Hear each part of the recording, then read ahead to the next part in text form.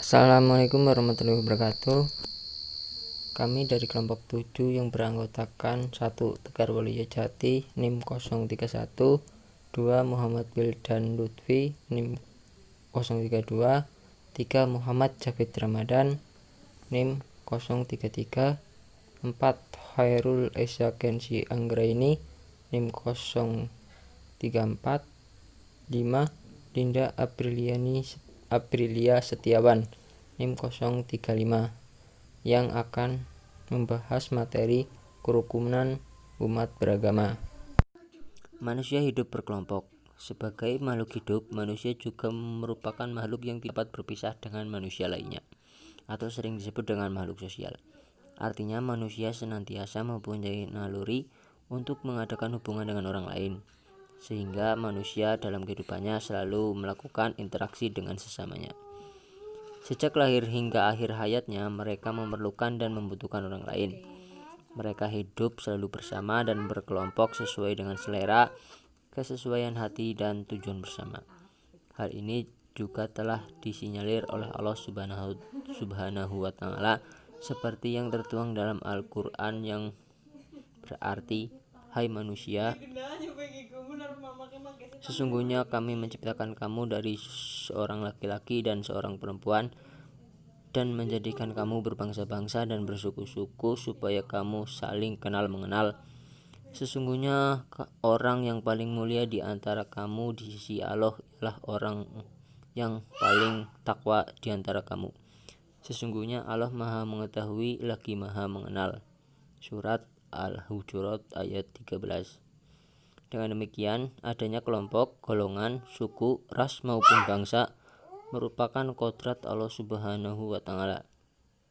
Keberadaan mereka suatu kenyataan yang tidak dapat dinegosiasikan, bahkan jika melihat ekstensi manusia itu sendiri yang berasal dari sumber yang sama. Dalam kaitan ini, Astrid S. Susanto menyatakan bahwa suatu kelompok dapat terbentuk karena 1. Adanya keyakinan bersama akan perlunya pengelompokan dan tujuan, atau share fight atau berbagi iman. 2. Harapan yang dihayati oleh anggota-anggota kelompok. 3. Adanya ideologi yang mengikat semua anggota. Susanto tahun 1985, 39. B. Kerukunan dalam format Indonesia. Kerukunan umat beragama di Indonesia mendapat perhatian yang besar dari pemerintah. Hal ini terlihat dari beberapa regulasi yang diterapkan untuk mengatur masalah kerukunan tersebut. Hal ini seperti diberlakukannya Peraturan Bersama Menteri Agama dan Menteri Dalam Negeri Nomor 8 dan 9 Tahun 2006 tentang pedoman pelaksanaan tugas kepala daerah atau wakil kepala daerah dalam pemeliharaan kerukunan umat beragama, pemberdayaan forum kerukunan umat beragama, dan pendirian rumah ibadah. Menurut peraturan ini, bahwa yang dimaksud dengan kerukunan umat beragama adalah keadaan hubungannya sesama umat beragama yang dilandasi toleransi, saling pengertian, saling menghormati, menghargai kesetaraan, dan pengamalan ajaran agamanya, dan kerjasama dalam kehidupan bermasyarakat, berbangsa, dan bernegara di Negara Kesatuan Republik Indonesia berdasarkan Pancasila dan Undang-Undang Dasar 1945. Di Indonesia, agama yang diakui secara formal ada 6 agama, yaitu Islam, Katolik, Kristen, Hindu, Buddha, dan Konghucu. Agama-agama yang mempunyai keyakinan, nilai-nilai transendental maupun nilai-nilai sosial tentunya juga mempunyai ciri khas masing-masing. Oleh karena itu, kerukunan agama yang dimaksud di sini hendaklah diarahkan kepada agree in disagreement, setuju dalam perbedaan. Artinya, setiap penganut agama percaya bahwa agama yang dianutnya adalah agama yang paling baik dan benar, Meskipun agama-agama lainnya antara yang satu dengan yang lainnya memiliki berbagai persamaan dan juga di dalamnya memiliki perbedaan-perbedaan. Dalam format Indonesia, kemajemukan diikat dengan ukhuwah basyariah atau persaudaraan berdasarkan rasa kemanusiaan, ukhuwah bataniyah atau persaudaraan berdasarkan rasa sebangsa, dan ukhuwah Islamiyah atau persaudaraan seagama. Ketiga ukhuwah ini membingkai kehidupan sosial dalam berinteraksi antar sesama. Terkait dengan ukhuwah Islamiyah atau Islamic Brotherhood, sebenarnya bukan berarti ukhuwah sesama umat Islam, tetapi lebih memiliki arti persaudaraan yang berdasarkan nilai-nilai Islam. Sebab ukhuwah Islamiyah itu berbeda dengan ukhuwah bainal muslimin atau Muslim Brotherhood, yang berarti persaudaraan antar sesama umat Islam atau yang sering disebut dengan istilah ukhuwah diniyah.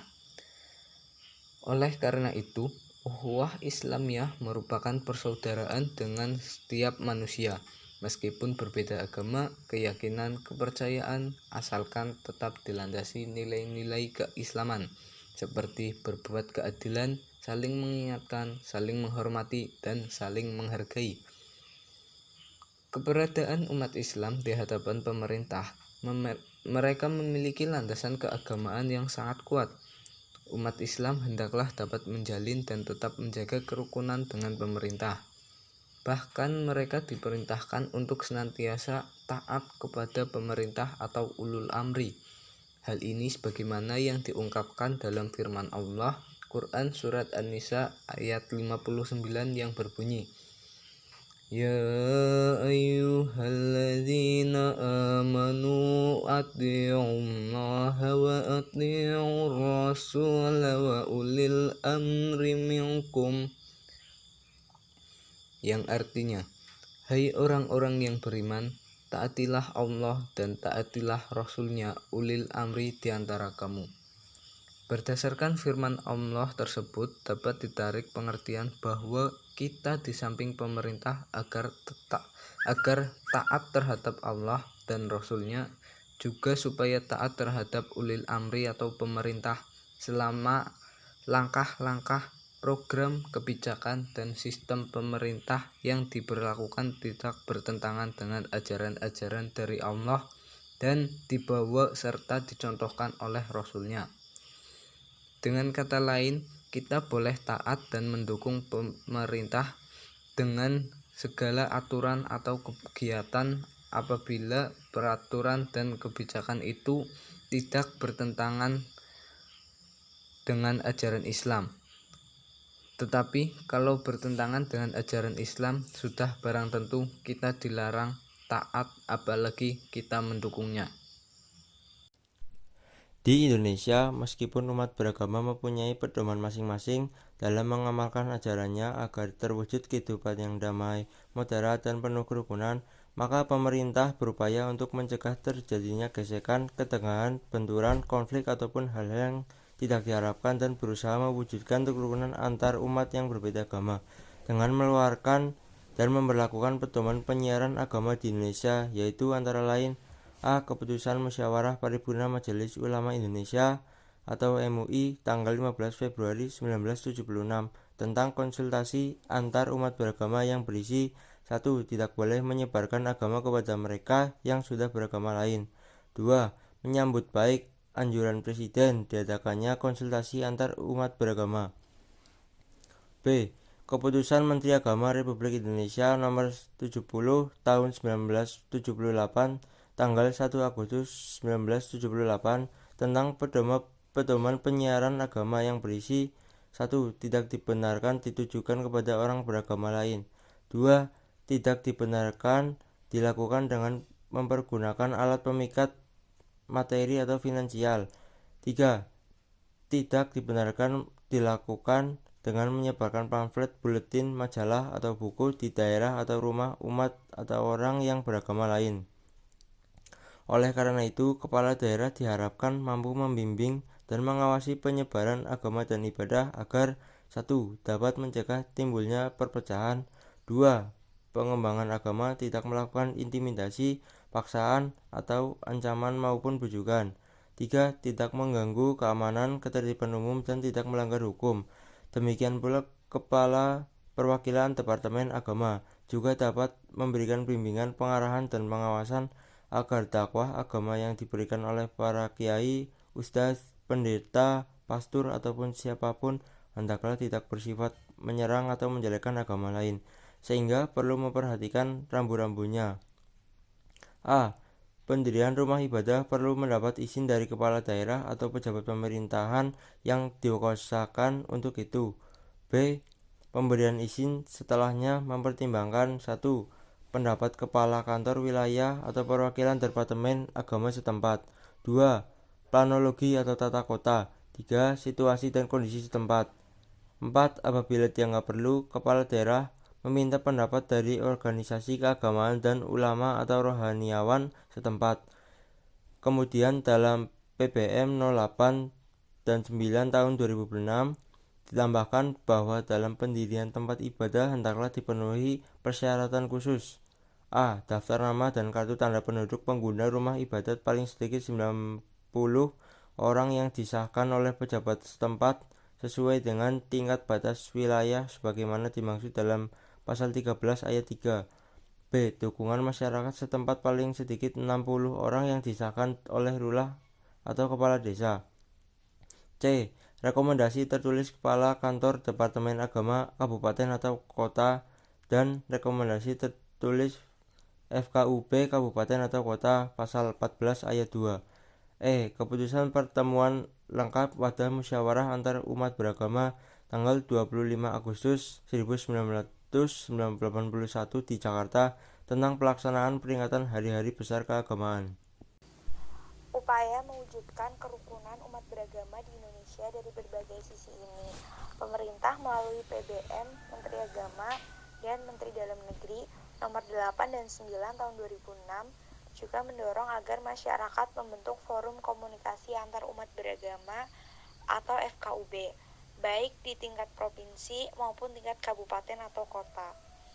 Forum tersebut memberikan fasilitas untuk melakukan dialog antar pemuka agama, menampung aspirasi organisasi masyarakat keagamaan, sosialisasi peraturan terkait kerukunan umat beragama, dan atau memberikan rekomendasi tertulis mengenai pendirian tempat ibadah.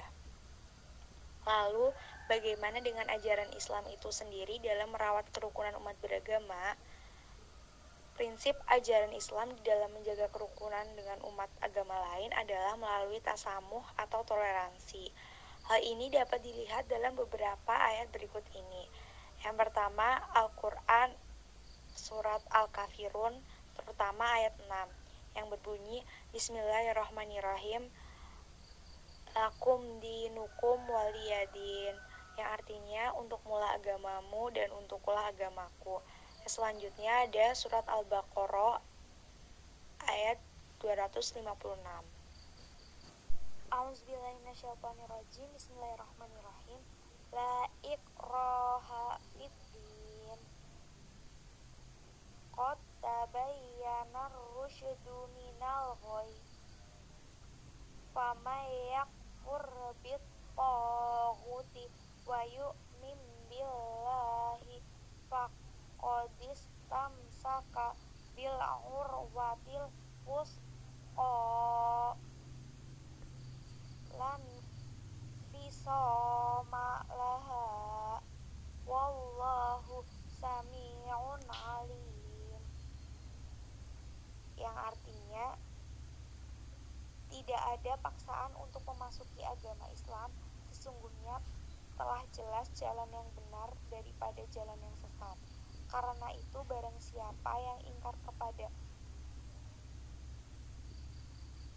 taghut dan beriman kepada Allah, maka sesungguhnya ia telah berperang kepada pukul tali yang amat kuat yang tidak akan putus, dan Allah Maha mendengar lagi Maha mengetahui.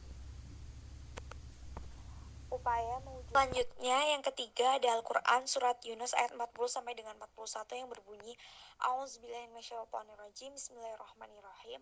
wa minhum may yu'minu bihi wa minhum ma la yu'minu bihi wa rabbuka alamu bil mufsidin wa in kadzabuka faqul li amali walakum amalakum antum bari'una mimma a'malu wa ana bari'um mimma ta'malun, yang artinya di antara mereka ada orang-orang yang beriman kepada Al-Quran dan di antaranya pula ada orang-orang yang tidak beriman kepadanya. Tuhanmu lebih mengetahui tentang orang-orang yang berbuat kerusakan. Jika mereka mendustakan kamu, maka katakanlah, bagiku pekerjaanku dan bagimu pekerjaanmu. Kamu berlepas diri terhadap apa yang aku kerjakan dan aku pun berlepas diri terhadap apa yang kamu kerjakan. Ayat tersebut memberikan pelajaran agar manusia menyadari bahwa di lingkungan kehidupan masyarakat ada orang yang baik dan ada pula orang yang tidak baik. Jika mereka orang-orang yang tidak baik, berbuat zolim dan atau membuat kerusakan, maka tanggung jawab ada pada dirinya. Jika menelusuri perkembangan keberadaan kelompok, aliran atau sekte dalam tubuh umat Islam sebenarnya banyak sekali. Ada kelompok Syiah, Wahabi, Khawarij, Ahmadiyah, Ahlus Sunnah. Masing-masing kelompok terbagi menjadi beberapa sekte. Sebagaimana dalam aliran Ahlus Sunnah di Indonesia, terdapat sekian banyak kelompok, yaitu contohnya seperti Nahdlatul Ulama, Muhammadiyah, Dewan Dakwah, Islam Jamaah, Al-Irsyad, Salafi, Jamaah Tabligh, dan Handlatul Waton, kelompok Sufi, dan sebagainya. Kelompok Ahlus Sunnah jika disederhanakan akan mengerucut terbagi menjadi dua, yakni kelompok tradisionalis dan kelompok modernis, menurut Nata 201 ayat 34. Hal ini berarti perkembangan kelompok aliran keagamaan Islam, khususnya kelompok Sunni, ke depan lebih mengarah pada dua kelompok besar tersebut, yakni tradisionalis dan modernis.